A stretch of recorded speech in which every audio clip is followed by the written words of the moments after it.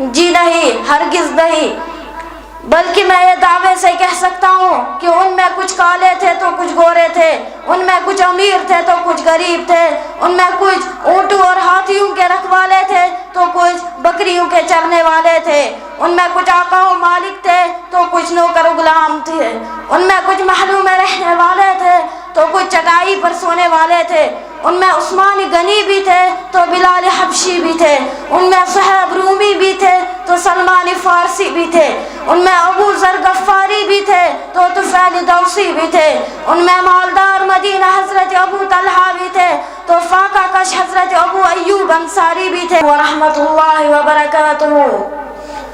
نحمده ونصلي على رسوله الكريم، أما بعد، أعوذ بالله من الشيطان الرجيم، بسم الله الرحمن الرحيم، واعتصموا بحبل الله جميعا ولا تفرقوا۔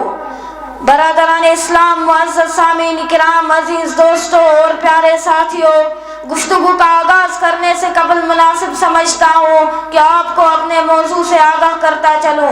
آج کی اس مجلس میں میرا موضوع سخن ہے، یعنی وقت کی سب سے اہم ضرورت ہے، یعنی اتحاد و اتفاق۔ جی ہاں، یہ بات ڈھکی چھپی نہیں کہ اس وقت امت مسلمہ میں طرح طرح کے اختلاف پائے جاتے ہیں، کہیں رنگ و نسل کا اختلاف ہے، کہیں امیری اور غریبی کا اختلاف ہے، تو کہیں تو اور میں کی لڑائی ہے، کہیں مال و زکوٰۃ کو لے کر لڑائی ہے، تو کہیں زمین و جائیداد کا تنازع ہے، کہیں دینی مسائل کو لے کر اختلاف ہے، تو کہیں دنیائی معاملات میں تفریقہ ہے، کہیں عہدہ اور منصب کو لے کر اختلاف ہے، تو کہیں ناظم اور متولی کا جھگڑا ہے۔ الغرض یہ ہے کہ اس وقت مسلمانوں کا ہر شعبہ زندگی میں اختلاف ہے۔ یہی وجہ ہے آج کسی کو سارا دین 11ویں شریف اور میلاد النبی منانے میں نظر آ رہا ہے، تو کسی کو سارا اسلام تبلیغوں اور چلے کاٹنے میں نظر آ رہا ہے، کسی کو سارا علم مناظروں اور مباحثوں میں نظر آ رہا ہے۔ یوں ہر شخص اپنے اپنے دین پر ڈٹا ہوا ہے اور اپنے جیسے دوسروں کو مسلط کرنے، لڑنے اور مرنے کو تیار ہے۔ سچ ہے، کل حزب بما لدیہم فرحون، ہر گروہ اس پر خوش ہے جو اس کے پاس ہے۔ محترم حضرات، ذرا یاد کریں ہم اپنا ماضی، ذرا یاد کریں ہم دور صحابہ، اور اپنے سینے پر ہاتھ رکھ کر ذرا سوچیں، کیا وہاں کوئی حنفی تھا؟ کیا وہاں کوئی بریلوی تھا؟ کیا وہاں کوئی نقش بندی تھا؟ کیا وہاں کوئی ناناتوی تھا؟ کیا وہاں کوئی چشتی تھا؟ کیا وہاں کوئی حنبلی تھا؟ کیا وہاں کوئی جیلانی تھا؟ کیا وہاں کوئی اجمیری تھا؟ اور میں پوچھنا چاہتا ہوں فرق پرست مسلمانوں سے، خدا را ہمیں بتائیے ذرا، کیا ان میں امیری اور غریبی کا جھگڑا تھا؟ کیا ان میں بڑے اور چھوٹے کا امتیاز تھا؟ کیا ان میں کالے اور گورے کا اختلاف تھا؟ کیا ان میں ذات پات کی لڑائی تھی؟ کیا ان میں رنگ و نسل کا جھگڑا تھا؟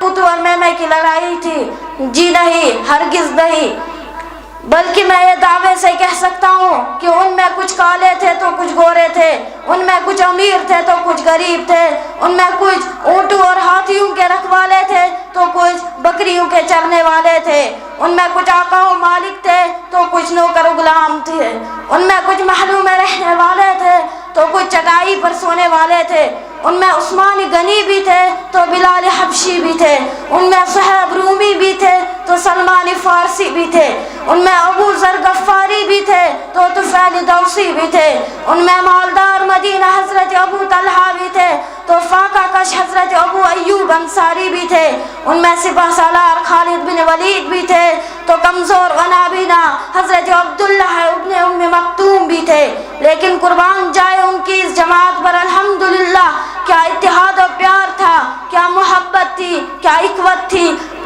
کوئی کالا نہیں، کوئی گورا نہیں، کوئی امیر نہیں، کوئی غریب نہیں، کوئی امام نہیں، کوئی غلام نہیں، کوئی محکوم نہیں، کوئی محکوم نہیں، بلکہ سب کے سب ایک تھے، نیک تھے، متحد تھے، متفق تھے اور پرہیزگار تھے۔ بلکہ یوں کہا جائے تو بے جانا ہوگا کہ وہ اشداء علی الکفار رحماء بینہما کی تفسیر تھی، انما المؤمنون اخوۃ ان کی جیتی جاگتی تصویر تھی، بعضهم اولیاء و بعض کے عینہ دار تھے۔ یؤثرون علی انفسہم کے مصداق تھے۔ جی ہاں، ذرا جنگی ارموں کو تصور میں لائیے اور دیکھیے ان کی ہمدردی اور بھائی چارگی کا ایک نمونہ۔ حضرت ابو جہم بن حذیفہ کہتے ہیں کہ میں جنگی یرموک کی لڑائی میں اپنے چچا زاد بھائی کی تلاش میں نکلا اور ساتھ ایک مشکیزہ پانی کا لے لیا کہ ممکن ہے وہ پیاسے ہو تو پانی پلا دوں۔ چنانچہ جب میں وہاں پہنچا تو میں نے دیکھا وہ دم توڑ رہے ہیں اور آخری سانسیں لے رہے ہیں۔ میں نے پوچھا بھائی جان پانی کا گھونٹ دوں؟ انہوں نے اشارے سے ہاں کی۔ میں ابھی پانی ان کے منہ میں ڈالنے ہی لگا کہ اتنے میں ایک دوسرے صحابہ کی جو قریب ہی بے ہوش تھے ان کی آواز سنائی دی۔ چنانچہ میرے چچا زاد بھائی نے ان کی آواز سنی تو مجھے ان کے پاس جانے کا اشارہ کیا۔ میں ان کے پاس پانی لے کر گیا تو دیکھا وہ ہشام بن لاس تھے۔ ابھی میں ان کے پاس پہنچا ہی تھا کہ قریب ایک تیسرے صحابہ اسی حال میں پڑے ملے جو جم توڑ رہے تھے اور جان کنی کا عالم تھا۔ انہوں نے آہ کی، چنانچہ ہشام بن لاس نے مجھے ان کے پاس جانے کا اشارہ کیا۔ میں ان کے پاس پہنچا تو وہ دم توڑ چکے تھے۔ چنانچہ میں واپس ہشام بن لاس کے پاس پلٹا، دیکھا وہ بھی دم توڑ چکے تھے۔ پھر بھاگا ہوا اپنے چچا زاد بھائی کے پاس پہنچا تو دیکھا وہ بھی جان بحق ہو چکے تھے۔ حضرات سامعین، ہم اس واقعے سے اندازہ لگا سکتے ہیں کہ ان میں کس قدر ایک دوسرے کے لیے محبت و پیار تھا، کس قدر وہ ایک دوسرے کے لیے محبت کرتے تھے، کیسا بھائی چارہ تھا، کیسی اخوت تھی۔ وہ ایک دوسرے کے لیے اپنی جانوں کو قربان کر دیا کرتے تھے۔ حضرات آج ہمیں اسی اتحاد و اتفاق کی ضرورت ہے۔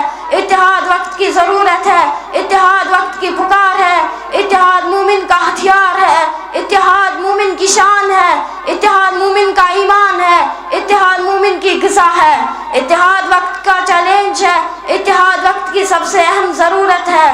میں انہی چند باتوں پر اپنی تقریر کو ختم کرتا ہوں اس شعر کے ساتھ۔ منفعت ایک ہے اس قوم کی نقصان بھی ایک، منفعت ایک ہے اس قوم کی نقصان بھی ایک ہی سب کا نبی دین بھی ایمان بھی ایک، حرم پاک بھی اللہ بھی قرآن بھی ایک، حرم پاک بھی اللہ بھی قرآن بھی ایک، کیا بڑی بات تھی ہوتے جو مسلمان بھی ایک۔ وآخر دعوانا ان الحمد للہ رب العالمین، والسلام علیکم ورحمۃ اللہ وبرکاتہ۔